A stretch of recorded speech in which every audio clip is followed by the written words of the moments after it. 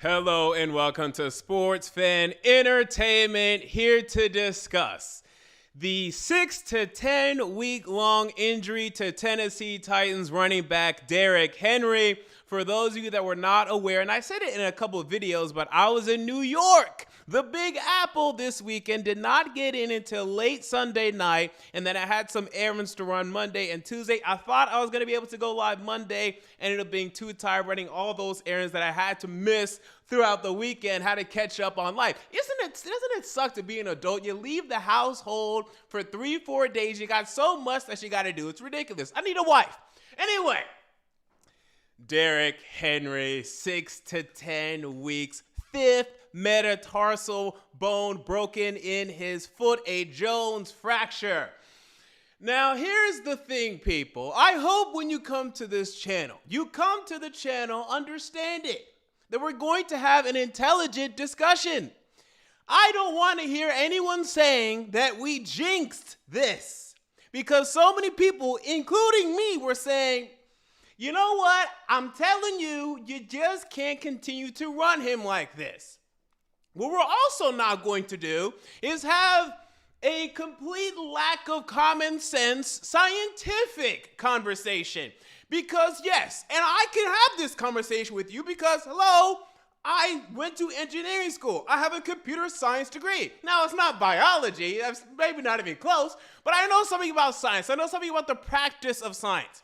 So yes, does the science specifically say that if you run this player n number of times early in the season, that eventually something will break? And, you know, if you look at the 5th metatarsal bone, is it a bone that is more likely to break under more routine use? I mean, you can't prove that. You can't prove that. But common sense says that if you run a human being as much as we were running this human being, eventually something is going to break. I mean, we need to have some sort of common sense there. Now, he's already broken, I mean, what scientific standards would even believe to be true for human beings until like maybe 5 years ago, in terms of how fast he is, in terms of how big he is, the combination of the specimen that he is athletically. So he's already broken that. But at the same time, he is human. And I can't believe we ignored the backup running position for so long, man. And this is what we get. There's no jinxing here. We laid our bet, and now we're going to have to lie in it. As you look to the left and you look to the right, that's my left and my right, but yours vice versa. And you have to say, oh, damn, this running back room is ass. Let's go call Adrian Peterson to save the day. Now, we're going to get into him a little bit more in a moment. But, I mean, this is what, look, John Robinson, look, he is I can't say great GM. I want to say great, very good. He's very good. He'll be great when we get to a Super Bowl. But what withholds him from becoming great are negligences like this. I mean, I just can't believe how we were relying on Darrynton Evans, who, look, I know I'm a little predisposed to not having any hope for, but that's because I watched his college tape and it wasn't impressive. So the idea that we were holding out hope that Darrynton Evans was going to be the number 2, I never really understood. When he continued to have injury problems heading into the second season, I said we need to look elsewhere for our backup running back.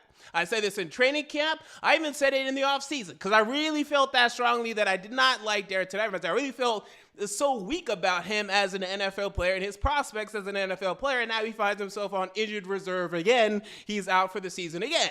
And look, that's not to say that he's done. He may come back next year and do something. Well, then good. Let's have 3 good running backs, please, because we can't continue to rely upon Darrynton Evans. So the lack of this franchise to find a solid backup running back, I mean, it was insane to me. It was one of the glaring problems in this entire offense to me. I mean, we could have picked up, look what the Falcons are doing with Cordero Patterson. We could have done that. We could have done something like that.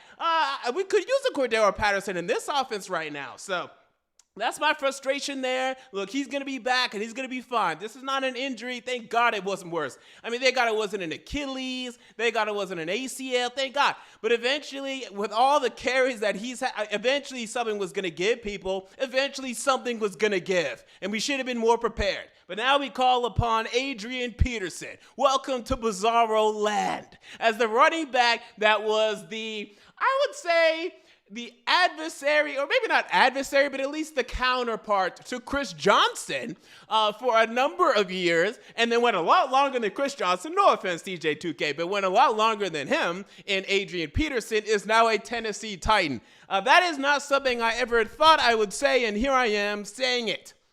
Now, is this the best thing we could have done? Sure. I mean, people are asking me what sort of biblical thing we could have done to save this franchise. What sort of messianic figure we could have get. Well, it's too little, too late for that. People's November. There's no running back that's sitting anywhere that's going to come and save this franchise right now. It's just not going to happen. That's when you have to prepare for something like this beforehand. And that happen, and that goes for each and every single position on the football field. All right, let's have that conversation. God forbid if Tannehill ever got hurt, by the way. Okay? That's why you prepare. But anyway, it's the best thing we could have done, I think. Now, people call upon Todd Gurley. I mean, Gurley got touchdowns early last year for the Falcons, but you could tell he's about done. I think even when it comes to his love for the game, it's definitely fading away. So I don't think Todd Gurley was going to come in here and save much of anything. I think Adrian Peterson's probably the better bet. But he's 36 going on 37. I mean, we signed Andre Johnson. We saw how that worked out. I was impressed with Adrian Peterson in his stint in Washington 2 years ago. He was, definitely below average for the Lions last year, but he was still serviceable below average, right? Still an NFL roster-worthy player last year for the Lions, I'll say, but he's still on the decline. So, I mean, we're going to see, he's pretty ugly. I'm not going to lie to you, he's pretty ugly. And then Jeremy McNichols, look, I like him in terms of the receiving game. He's never been a player that you can look at and say, well, this guy could be a bell cow. This guy can get more than even 10 carries a game is a lot for him, but 15 plus, what are you talking about? Now we're talking about way too many. Forget about 20. So we don't have it right now. There was also the potential before the trade deadline for us to go out and trade for a running back. I mean, there were potential options there. I would have tried it as long as you would have gave up anything less than a fifth-round pick or less, let's say, which I think you could have done. Like, I think you could have, and I can't remember his contract right now. It's actually pretty high. I was about to say Melvin Gordon, but his contract, it's not great. You could have done Melvin Gordon. David Johnson, you could not have done. Forget about David Johnson. You could have done Melvin Gordon, and I would have been into that and interested in that. You could have tried like a very cheap or nothing trade for one of the Jets loser running backs or, one of the Dolphins loser running back, something. Adrian Peterson's fine. I want to get someone else. We got Deontay Foreman. Yeah, not good enough. Deontay Foreman's going to be out of the league, hopefully sooner rather than later, because at this point he's getting himself in terms of his league prospects. So, I mean, look, it's going to be okay. Because now it is Tannehill time. That's right. MJ is calling upon Ryan Tannehill to show up and lead this franchise. Now, we will have to now temper our expectations. Oh, doesn't this suck? Isn't this life as a Tennessee Titans fan? Wow. The minute we start having Super Bowl aspirations or any real, legitimate, tangible aspirations whatsoever, it's stripped and ripped and taken away from us yet again. Wow. Did I have memories and flashbacks to Marcus Mariota's broken leg at the end of 2016. Now, I'm not saying it's that bad because that ended up being the end of his career in terms of being a starting NFL quarterback and the franchise quarterback for this franchise. It's not going to be that bad, I hope.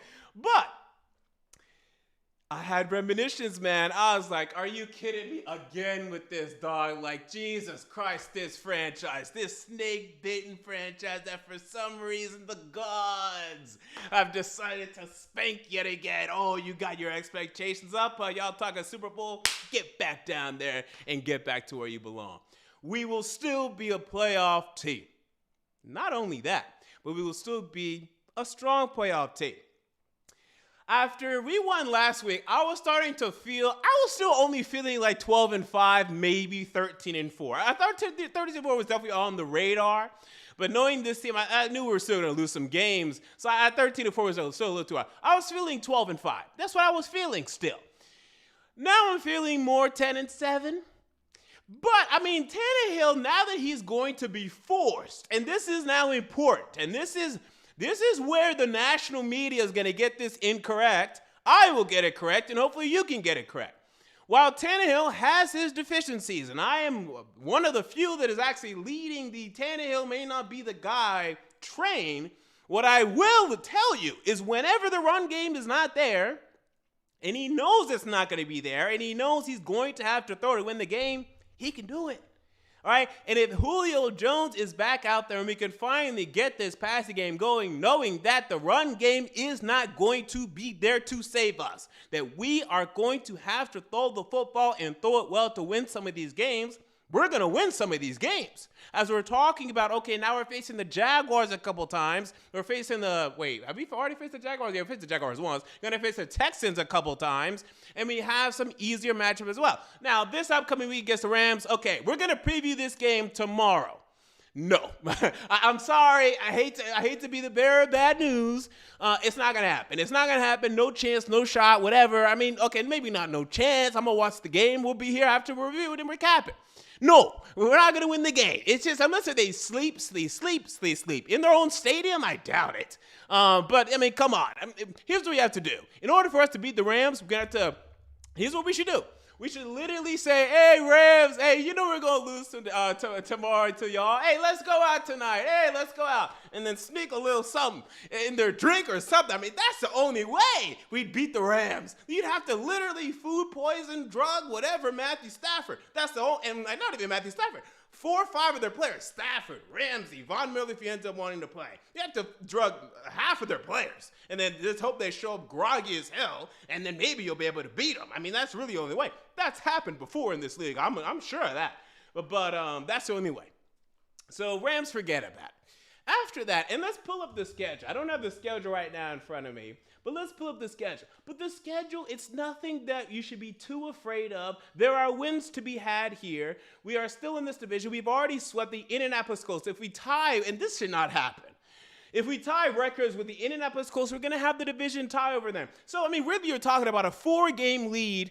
Well, I guess because, you're talking about a 4-game lead over the Colts. Right now, it's technically 3, but you can't tie with the Colts. We can. They can't tie with us in order for them to win the division. So we're not worried about tying with the Colts. So with 9 games left, you have a 4-game lead. I mean, if we can't sustain that, I mean, my God. So you're talking about we go to the Rams. No, I'm sorry, it's just not going to happen. Unless y'all want to drug them. And then we have the New Orleans Saints. No Jameis Winston over there. Okay, and they're coming to town here. So you're going to see Simeon versus a Tannehill-led Titans team. I like our chances there as long as we don't turn the ball over to them. You're talking about the Texans. Who cares about that? Especially it's at home. You're talking about going to New England, facing the Patriots. That one's going to be tough. And you know what? Right now, I think they might beat us. Because I think Bill Belichick is going to craft the game plan that with us, without Derrick Henry, won't be able to defeat. Because you don't want to throw too much against that Patriots secondary, even without Stephon Gilmore. You're talking about hosting the Jaguars. That's a dub. By the way, that's after a bye week. And by then, after this game, Derrick Henry may be back. Okay, now it's a 6 to 10 week timetable. Who was it? I want to say Ian Rappaport says it feels like it should be more 8 to 10 weeks. Okay, so let's say it is. Then we travel to Pittsburgh, where we'll see what state Big Ben is at this point in the season. It's all going to depend on that. But we know our problems historically with the Pittsburgh Steelers. Yeah, I'm not so confident about this one. But it'd be interesting, sure.